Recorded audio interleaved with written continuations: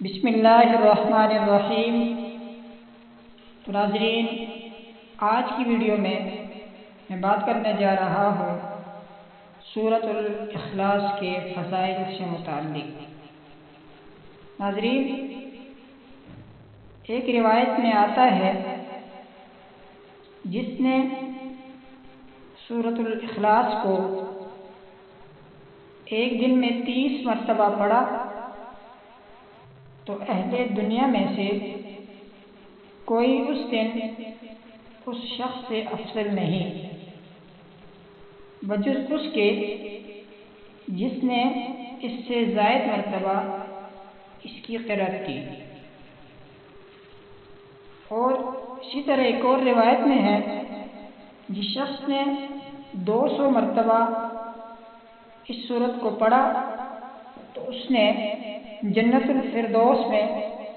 ایسا عالیشان مسکن بنا لیا کہ وہ اس سے راضی اور خوش ہو جائے گا۔ اور اسی طرح ایک روایت میں آتا ہے جس شخص نے سورۃ الاخلاص اپنے گھر میں داخل ہوتے وقت 3 بار پڑھی تو یہ سورت اس سے فقر و افلاس کو دور کر دے گی اور اس کے پڑوسی کے لیے بھی نفع بخش ہوگی۔ ایک روایت میں امام بہقی رحمہ اللہ نے شعب الایمان میں حضرت انس رضی اللہ عنہ سے حدیث بیان کی ہے کہ حضور نبی کریم صلی اللہ علیہ وسلم نے فرمایا، جس نے سورۃ الاخلاص کو 200 مرتبہ پڑھا تو اس کے 200 سال کے گناہ بخش دیے گئے۔ اور اسی طرح امام ابن جریج، ابو یعلا اور ابن الانباری رحمہ اللہ نے المصاحف میں حضرت انس رضی اللہ عنہ سے یہ قول بیان کیا ہے کہ میں نے رسول اللہ صلی اللہ علیہ وسلم سے سنا، آپ نے فرمایا، کیا تم میں سے کوئی رات کے وقت 3 مرتبہ سورۃ الاخلاص پڑھنے کی استطاعت نہیں رکھے گا؟ بے شک یہ سورت ثلث قرآن کے برابر ہے۔ اور امام ترمذی، ابو یعلا محمد بن نصر اور بہقی رحمہ اللہ نے الشعب رحمہ اللہ میں یہ الفاظ انہی کے ہیں۔ حضرت انس رضی اللہ عنہ سے حدیث روایت کی ہے کہ رسول اللہ صلی اللہ علیہ وسلم نے فرمایا، جس نے ہر روز 2 مرتبہ سورۃ الاخلاص پڑھی تو اللہ تعالیٰ اس کے لیے